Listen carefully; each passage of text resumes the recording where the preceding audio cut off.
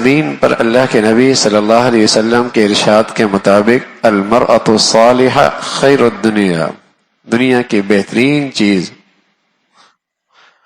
الدنیا متاع و خیر المتاع المرأۃ الصالحہ، نیک بچی، نیک عورت، نیک ماں، نیک بیوی، نیک بہنا، خیر المتاع بہترین چیز ہے اس دنیا کی، بہترین چیز ہے۔ لیکن اللہ کے نبی صلی اللہ علیہ وسلم فرمانے لگے دنیا کے فتنے سے بچنا، عورتوں کے فتنے سے بچنا، جب یہ اپنے حدود سے تجاوز کرے دنیا بھی تباہی ہے اور عورت بھی معاشرے کے لیے بربادی ہے۔ حد ہے نا، ایک حد ہے، حدود ہیں۔ تو رسول اللہ صلی اللہ علیہ وسلم نے بتایا کہ ایک عورت تھی، پست قد تھا، اس کا قد چھوٹا تھا، لیکن وہ لوگوں میں نمایاں ہونا چاہتی تھی، تو وہ بڑی دو عورتیں میں جو بڑی مشہور تھی ان کے ساتھ چلا کرتی تھی، اور اس نے اپنی جوتے کے نیچے لکڑی کی ایڑی لگا رکھی تھی، اونچی لگے، لکڑی کی ایڑی اونچی لگے۔ اس نے انگوٹھی پہنی ہوتی سونے کی، اس میں نگینہ ہوتا بند، اس میں وہ مشک بھر دیتی تھی، اور مشک بہت شاندار خوشبو کا نام ہے، وہ بھر دیتی تھی،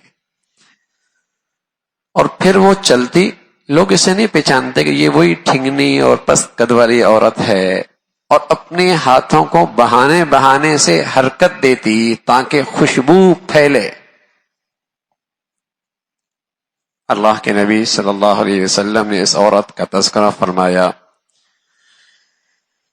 کہ اس عورت نے چاہا کہ لوگوں کی توجہ لے لے، لوگوں کی توجہ لے لے، لوگوں کے دلوں پہ اثر انداز ہو، ان کے عقلوں پر غلبہ پالے، یہ اس نے ہیلے اختیار کیے، نمایاں لگے، جوتے ایسے پہن لیے، سونے کی انگوٹھی، خوشبو، معطر۔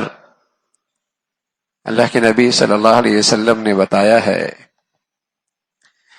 کہ دوسروں کے لیے نمایاں ہونا، عورت، بلکہ یہ تو اس دور کی بات ہے، اب تو عورتوں کے لیے نمایاں ہونے کے لیے نہ جانے کیسی کیسی شکلیں ہیں، بلکہ بہت سارے بزنس تو چل ہی اسی پہ رہے ہیں،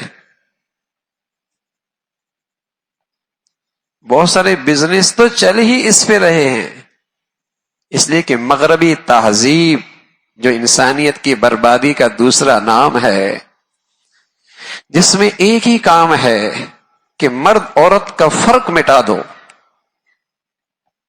ان کو اس قدر ان کی آپس کا اختلاط، میل جول اور باہمی اتنا ایک دوسرے سے مربوط کر دو کہ مرد عورت کی یہ صنفیں ختم ہو جائیں۔ وَتَشَبَّهَتِ النِّسَاءُ بِالرِّجَالِ وَتَشَبَّهَ الرِّجَالُ بِالنِّسَاءِ، مرد عورت لگے، عورت مرد لگے۔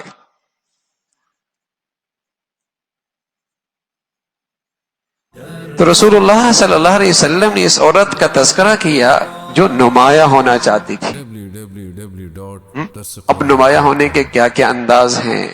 بالوں کا انداز، بناؤ سنگھار کا انداز، لباس پوشاک کا انداز، چال کا انداز، ہاں، یہ ساری شکلیں اختیار کی جاتی ہیں۔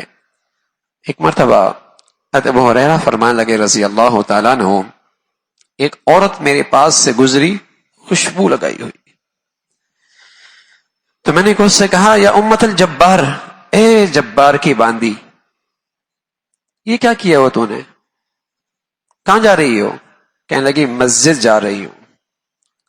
حضرت ابو ہریرہ فرمائے تو نے خوشبو لگائی ہوئی ہے؟ کہا نام، میں نے خوشبو لگائی ہے۔ ابو ہریرہ فرمانے لگے رسول اللہ صلی اللہ علیہ وسلم سے میں نے یہ کہتے سنا ہے جو عورت خوشبو لگائے اور پھر مسجد جائے اس کی نماز قبول نہیں ہونی جب تک کہ وہ نہا نہ لے، غسل نہ کر لے، یعنی جب تک اس خوشبو کا اثر زائل نہ کرے۔ خوشبو لگا کے مسجد جا رہی ہو؟ درس قرآن.com www.darsequran.com